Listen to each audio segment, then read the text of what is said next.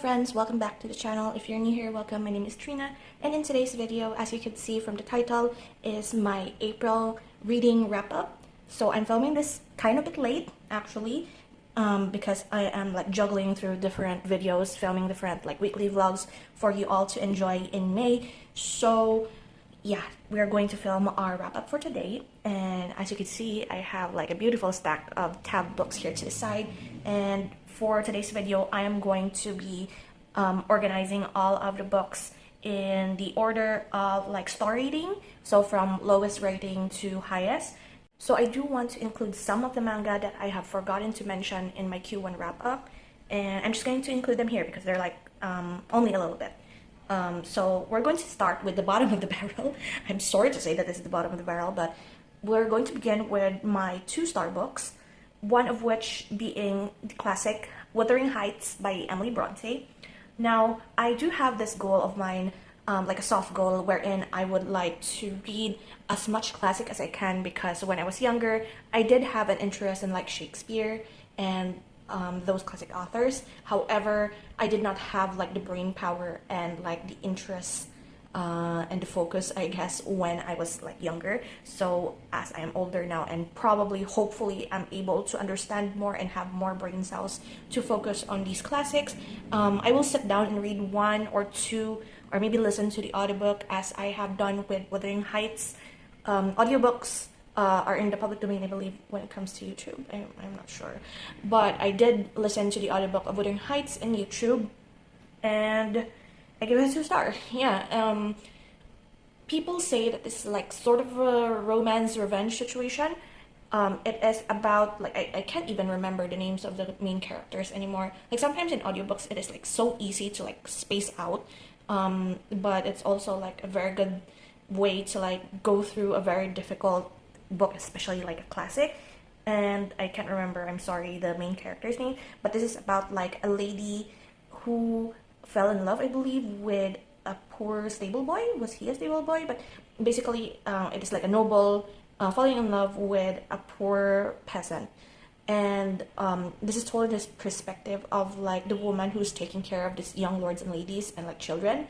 And like because the parents didn't approve, of course, and also the young girl decided to marry this rich noble because she believes that this is going to be a better off option, and she will like support the guy that she fell in love with, the poor guy she fell in love with. But somehow this guy also married the sister of the man, the lord, that the girl she fell in love with married. So basically they are like married to siblings. The guy is married to the sister-in-law of the girl that she fell in love with. So it's kind of like very much a revenge sort of situation, because the guy is pretty much angry, and also the lord is somehow also like quite angry, the nobleman, with this poor guy who married his sister.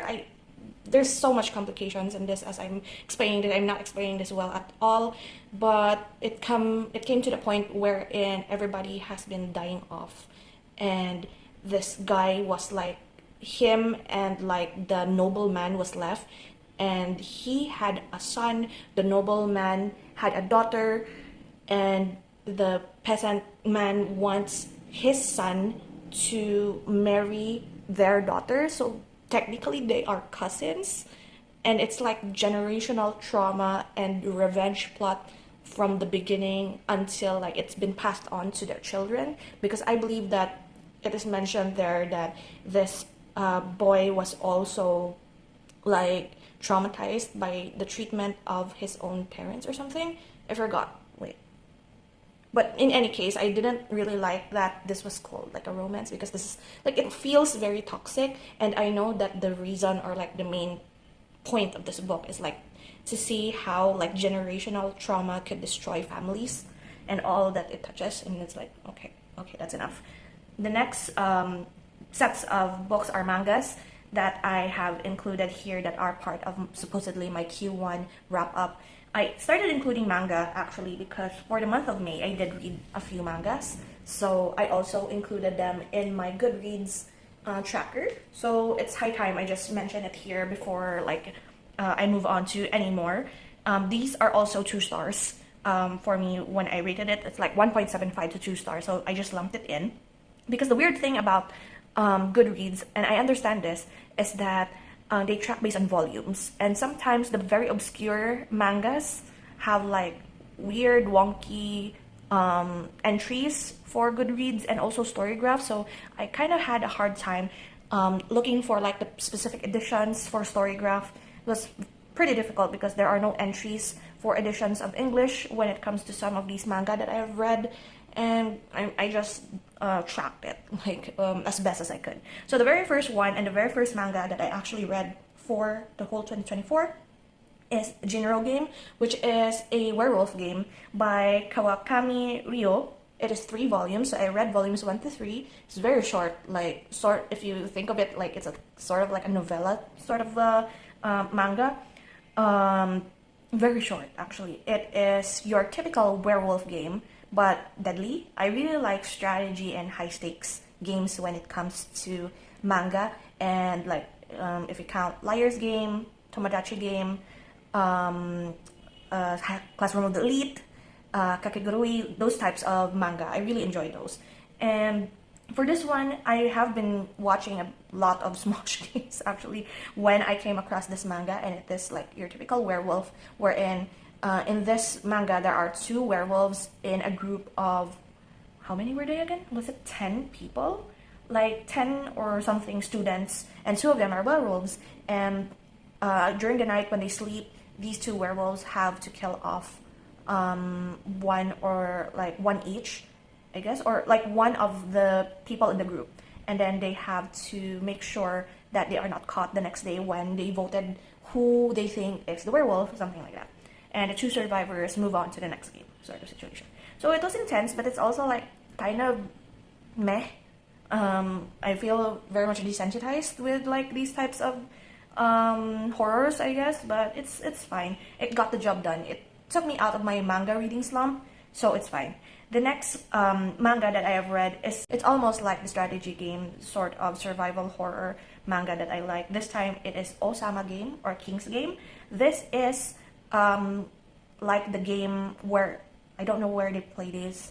Like it's like a Japanese game wherein they write down numbers 1 to how many persons are there in a group, and 1 stick that has like a crown which marks the king, and whoever gets the king like popsicle stick that they use, or whatever stick they use, will have the authority to like do a dare or like call out a dare, but he doesn't know the numbers, like whatever the person picks out. So for example, like if ever I pick up the king popsicle, I would say like, oh, number 4, buy a drink for number 7, for example. And the king's orders are absolute. In this case, for this manga, it is like a group of students inside their classroom, and each of them has like a task, and they are like either paired up or in a group, and if they do not do the dare by the king, at the end of the day, by midnight, they get killed off. And it goes like that for a couple of volumes. I watched the anime like I think a year ago when I watched this, and it was part of my low ranked anime watch, like horrors, wherein I scoured the bottom of the barrel looking for all of the anime that are like 6 stars and below rating, and I found Osama Games and kind of enjoyed it. Actually, it was gruesome, it was fine until the very end when you know who the king was supposed to be. But in any case, I did read like from the beginning of it until the end. So it's like 3, like the main one, the prequel, and the sequel. So the prequel is King's Game Origin, 6 volumes, King's Game Novels, 5 volumes, and then King's Game Extreme, 5 novels as well, for a total of 16 volumes. And the author of this is Kanazawa Nobuaki. So I'm done with like the whole King's Game universe as of the moment. Don't know if there's more to this, but I'm very much disappointed with how, or like who the king ended up being. So yeah. next, we move on to our 2.5 to 3-star reads. I'm sorry I'm putting my reading journal in here, but we're going to flip through that later. Most of the ones that I have been reading and listening to have been in digital or audio. For the month of April, I haven't touched here yet because there are like higher ratings, so we'll deal with this in a bit. So my 2.5 to 3-star rating has been, I'm also like sorry that because this is like a very popular series as of the moment, and I have listened to this on audio while I was recovering from my LASIK eye surgery. It is Imperial series, Fourth Wing and Iron Flame by Rebecca Yarros. Now, Fourth Wing, I did rate it as a 3-star. However, Iron Flame, I gave it like a 2-star, or was it 2.75 star? But yeah, it's in the realm of higher 2, lower 3. Fourth Wing, what can I say other than like it being so popular? Like, it is adult fantasy, a lot of smut, a lot of scenes that this is the thing when it comes to like audiobooks, when you're listening to like sex scenes on audio, like I feel like my brain just glossed over them, and how much is like I should probably start from the beginning, right? So this series, the Empyrean series, is about Violet, our main character, who is like teeny, tiny, and also sickly sort of girl, very weak constitution, who is readying to be a scribe because her father is also a scribe, or was a scribe, and so she has been studying up all of their history and like culture and such in order to prepare for the exams to be a scribe. However, her mother is a general and is like very much the what do you call this? Very much the very strict sort of parent, and she wants Violet to be part of the Riders Squadron, which are the people who are trained to ride dragons and to fight in the war, like the front lines of the war. And since she is supposed to be very sickly, the big sister was thinking like throwing her into her death, basically. But as you could tell, with all of like these fantasy tropes, the weak girl always ends up being like stronger than she is, like the special chosen one, basically. And the romance is like it's very popular, and like probably I don't need to tell anything about it to you guys because you most likely have heard of this or have read this already. But my 2 cents when it comes to this book is that the first one was fine. Like, I could understand like the flow of the story. I wish there was like more to it, I guess. I don't know. It's like okay. It's very fast. I feel like I listened to the audiobook this like straight couple of hours, and it took me like 2 or 3 days to finish. It was like very fast for a book that is like super chunky when you see it physically. However, for when it comes to Iron Flame, I kind of felt a little bit disappointed, but also I do not like this. This is why I don't really go for romance that much. Like, I forgot this is a romantasy. So I don't go for romances wherein, I'll give you an example, like a scenario wherein girl falls in love with guy who is a red flag, and red flag guy was like, oh, don't fall in love with me, blah, blah, blah, blah, blah. And like, girl is like, okay, this is just purely sex. No feelings attached. And then here comes same guy suddenly falling in love with girl. And girl was like, I thought we don't want attachments. And like, this is just purely sex. And then the guy suddenly is growing very much possessive and like territorial. And like, my house, my chair, my woman. Like, some girls or like some ladies out there probably find this attractive. I don't. Like, I feel like what age is Zayden? Was it 23 or something? I don't know. Violet's like 20. So like, I'm barely a decade away from like the ages of Zayden. Like, I'm not that far off, but still, like the actions. Maybe I'm just like being single. That's why. So yeah. The only thing that I really liked about the series though is that Rebecca Yarros writes cliffhangers pretty well. Like, it intrigued me. I don't know what it is, but it intrigued me. And the ending to Iron Flame, even though I find majority of the book kind of like meh, I am intrigued to read the next one. I actually added like to my to read pile for Goodreads the third book of the series, and we'll see when it comes out. Next is another series that I finished for the month of April. It is The Inheritance Games by Jennifer Lynn Barnes. I also listened to the audiobook for the first two and read the last one. So it is The Inheritance Games, The Hawthorne Legacy, and The Final Gambit. So my rating for it is 3 star, 3 star, and 2.5 star. It was fine at the beginning, but the interest of mine actually tapered as I read the series. Like I feel like I read this for the sake of closure. So this is a YA, what do you call this? YA mystery, I guess, about our main character, Avery, who has inherited this billionaire's fortune, and she doesn't know what her relationship to this guy, and she is stipulated to have to live in the Hawthorne house, which is a mansion that is full of like puzzles, mazes, like a labyrinth of a house. She has to live there for 1 year with all of like the family members that are left in this house in order to inherit the fortune, or else she forfeits it. And so there are like a lot of mystery when it comes to what is the relationship of Avery to this old man, all of the things that are hidden within the house, all of the clues that the old man has left, because this billionaire really likes to give like clues, hints, and puzzles to his 4 grandsons, the Hawthorne brothers, Nash, Grayson, Jameson, and Xander.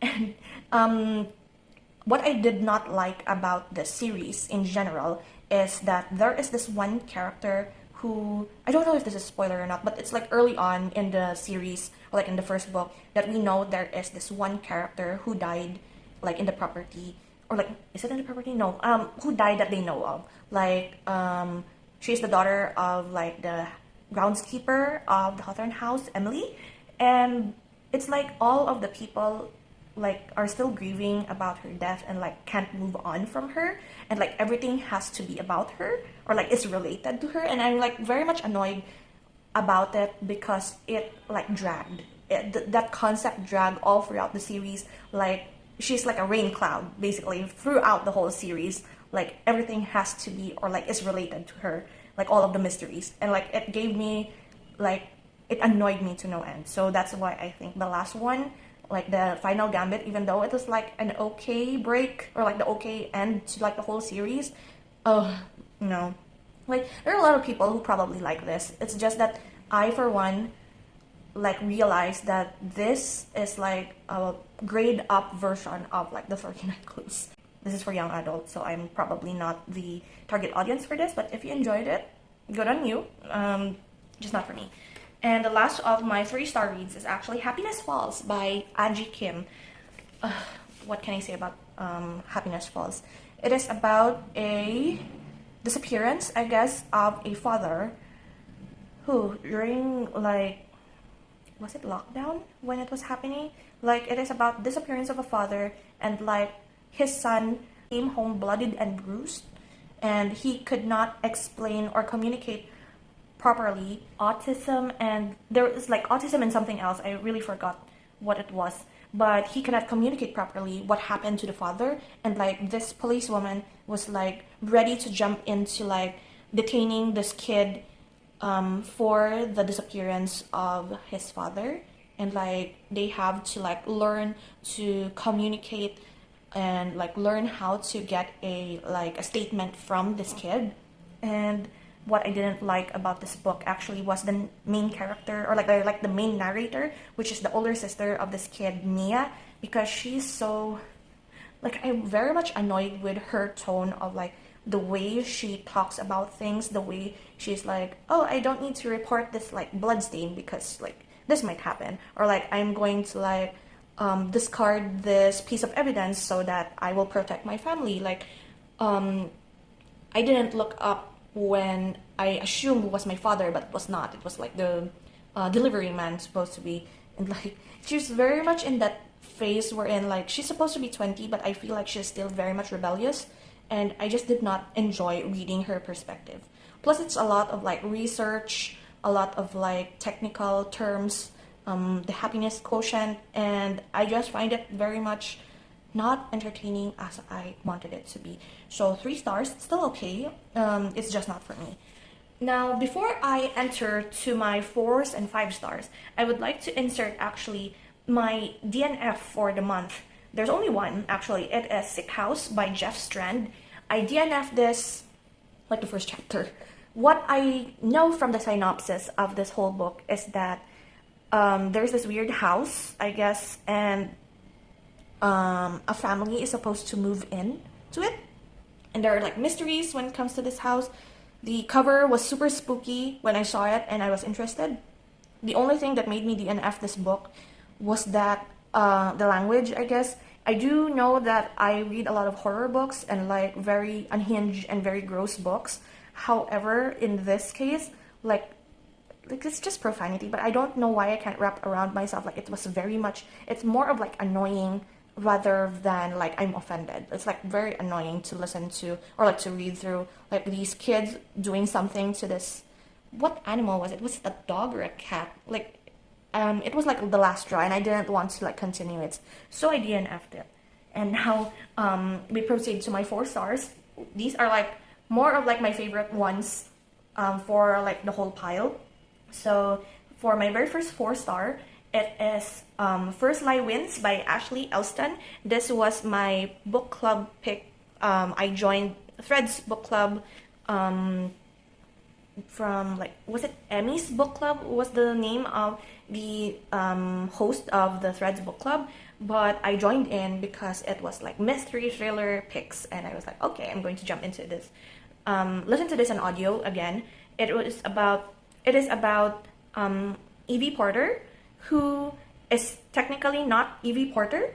She is like a hired spy sort of situation, wherein she is hired by a mysterious Mr. Smith to get stuff from the different targets. She is to what do you call this? She is to disguise herself as different people prepared by Mr. Smith in order to retrieve like blackmail material, like debts to be paid, like dirt from different people that have like Mr. Smith has beef with. And this job, she as Evie Porter started to like have feelings for the guy that she was supposed to be engaged with as Evie Porter and is her latest target basically. And so she's like in this whole dilemma of whether or not to break it off with Mr. Smith, like end like her contract or whatever. And it was pretty good. It was pretty I like the ending. That's all I can say. I like the ending. The next one we have here, Everyone in My Family Has Killed Someone by Benjamin Stevenson. So this is also like a murder mystery sort of situation, but it's sort of like a little bit cozier. It is about this family who had a reunion in like a cottage in the mountains, I guess, or like a big inn. And then one day they actually found like a dead body out in the snow. And then since this whole family is like notorious for like killings and like has been imprisoned, there are like a lot of suspects in them, and like our main character whose name escapes me right now is actually like telling the story of each and every one of their family members who may have like beef with like these people, and like trying to explain that not all of them are actually innocent, or like they are not all as they seem. So it's pretty much interesting. So I gave it a 4 star. The next one is What Moves the Dead by T. Kingfisher. This is, as I have researched, is a retelling of Edgar Allan Poe's The Fall of the House of Usher. It is about mushrooms, basically, like deadly mushrooms and molds. And I did enjoy it. I really pretty much enjoyed the grotesque way of like, there's always a bunny when it comes to horror books. And like, this is also like somehow related to another like book that I'm currently reading for the month of May, and I'm now realizing that it's kind of interesting to read like books that have like mushrooms related or mycelium related. So it is pretty much enjoyable. It's kind of creepy, kind of like the dangers of like your environment situation, and gave it a 4 star. Now for my other 4 stars, I do have another series here, which I had a reading vlog of up on my channel. I'm going to move this away for a bit first. because it's in here now. It is the Magnus Chase and the Gods of Asgard series by Rick Riordan.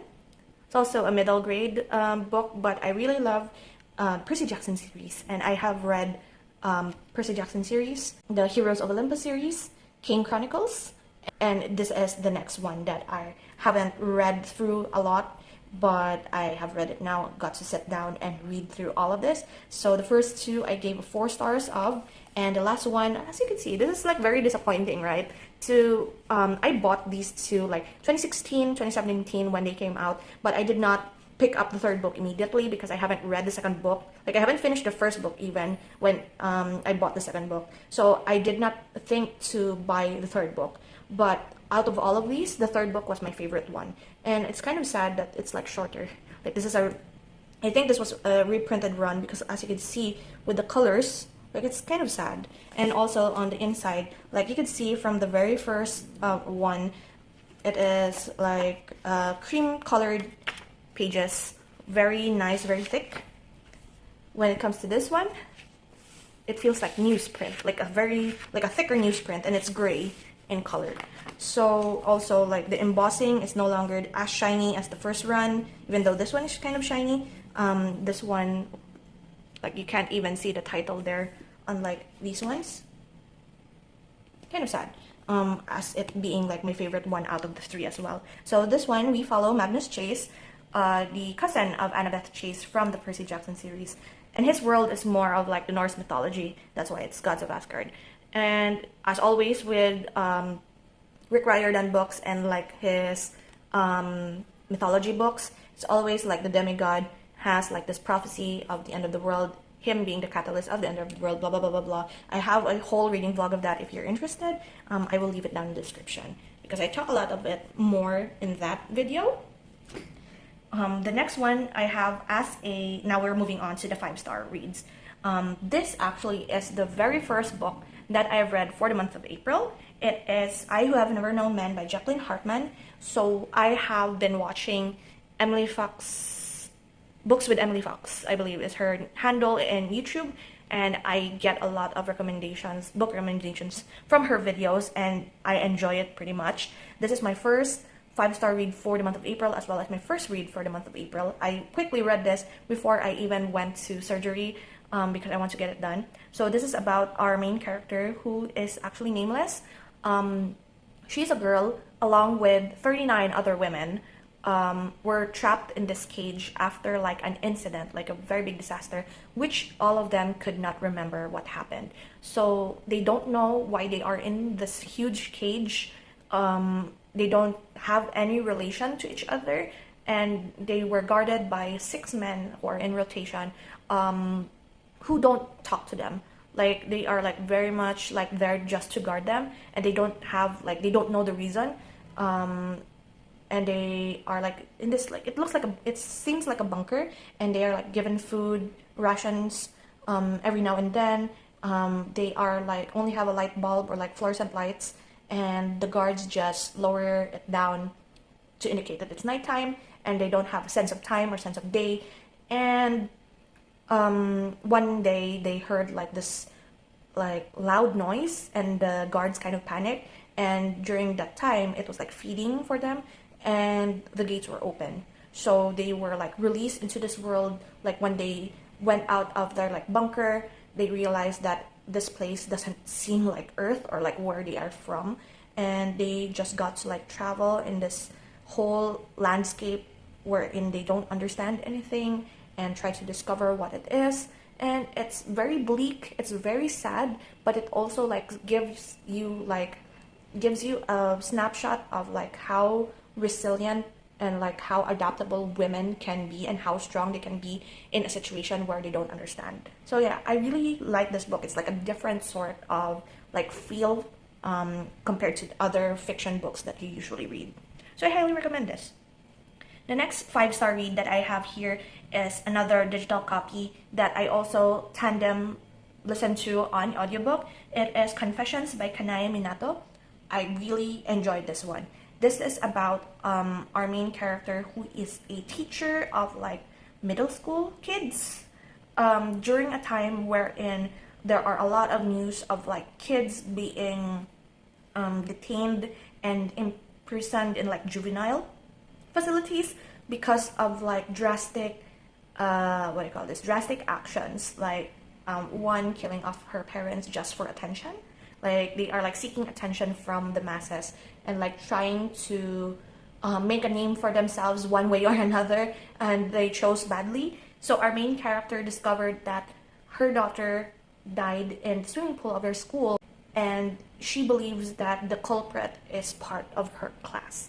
And it's like a very huge like commentary as well of like influence. So there's a lot to unpack in this one.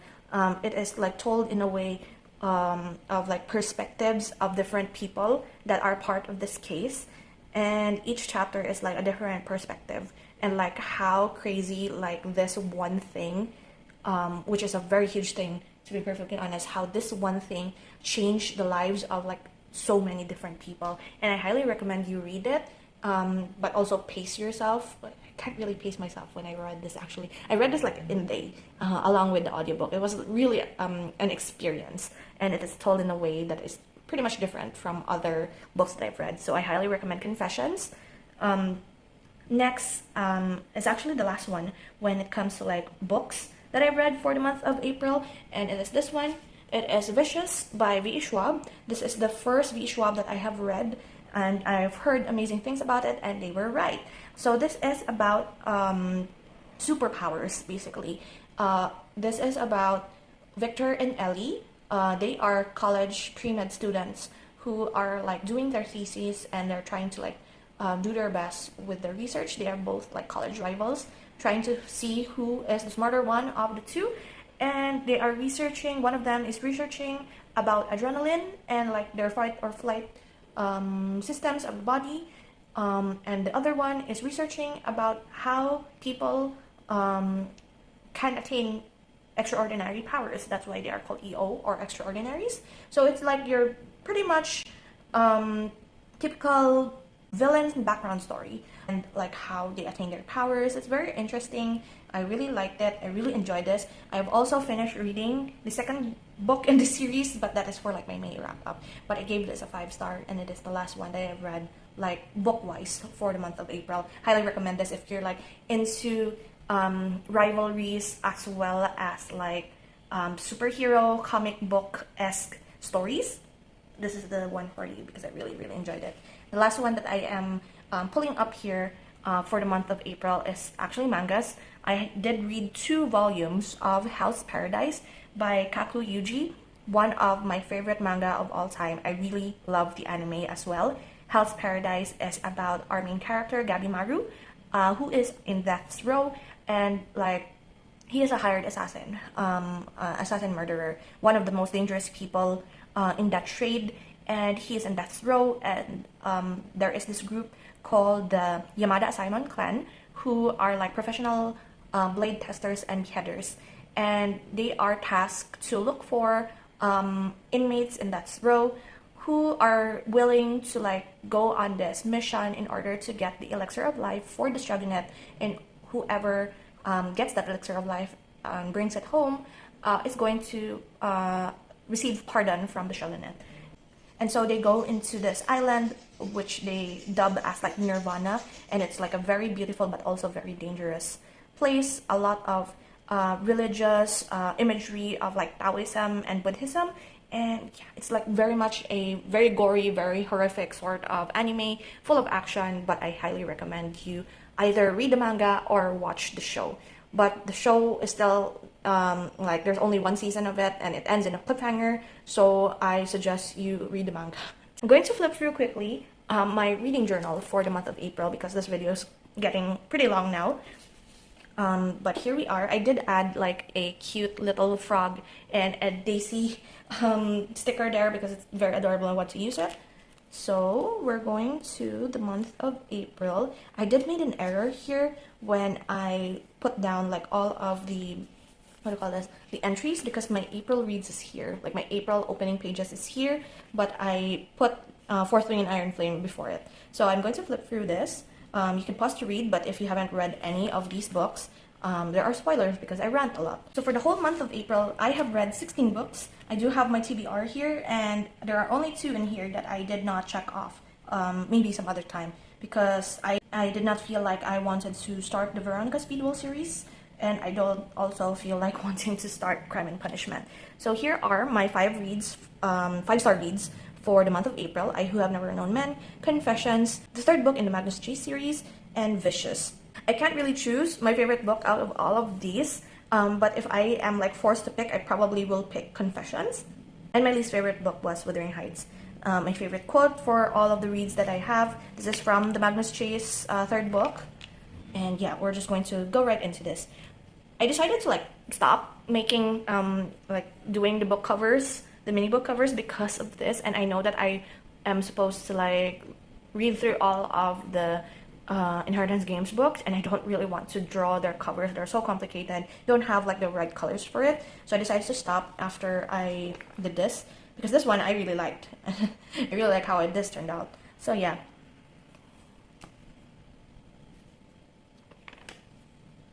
I did put a Q2 TBR here for in case there's anything that I don't know what else to read. I would probably pick out from here. I did start, like, this is the Veronica Speedwell series that I mentioned just a bit ago, but this is the Veronica Speedwell series that I just mentioned a bit ago. I did read like the first few chapters of it, like 3 chapters, but I paused for a bit for that. Daughter of the Moon Goddess, I also started. I am at like the 1/3 point in this book, like around 150 pages in. It is a hefty 500-page book, I believe. So I'm pausing on that one. I also paused on Babel, which is another hefty book. I don't know why. I keep picking up like the big books, thinking that I could start it, and then like after 3 chapters, like drop it for a bit. Like I'm going back to them, but just not now.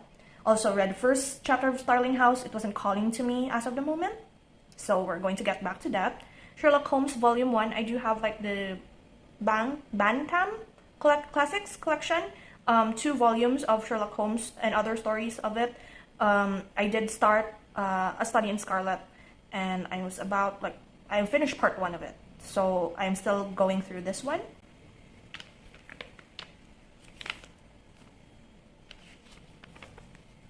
I do have this like space here because I made a mistake. I was supposed to like do all of these spreads once I have finished reading like the book, but I ended up like writing this down even though I haven't finished it. I finished this actually in the month of May, so I'm going to fill this up after I finish this video. I did put this in here, like the books and series I want to read in this lifetime. And these are like lists of books that I want to at least try or like finish. So I did finish The Villains so far because the 3rd book isn't out yet. I did start Darker Shade of Magic, part of the Shades of Magic trilogy. I did start that and really love the first one. The Malazan series. It's one of like high fantasy, very long books, like from around 800 to 1,200 pages per book. So I did have like, I did download a copy of the book, like the whole series in one file. So we're going to like, my goal probably for like the future is to at least attempt to read one of them. So we have that, we have the Red Rising Saga, Mistborn trilogy, and I haven't finished writing down stuff here just yet.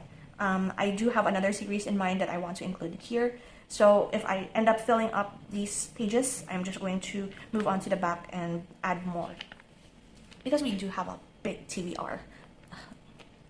Also, To Kill a Mockingbird, I listened to this on audio, but I also finished it in May, so we're going to populate this page once I finish filming this video. And this is the last page for the month of April. Do have the month of May TBR here. Just a little sneaky sneak of all of the books that I'm planning on reading for the month of May. And that is it for this video. Thank you so much for hanging out with me today, and I hope you found recommendations for these books, even though they are all quite popular. Probably you don't need me to recommend these books to you. And if you have like different books that you want me to read or recommend based on like my taste in books, do leave them down in the comments and we'll talk about it. And that is it. Thank you so much again, and I will see you in the next video. So until then guys, take care and bye.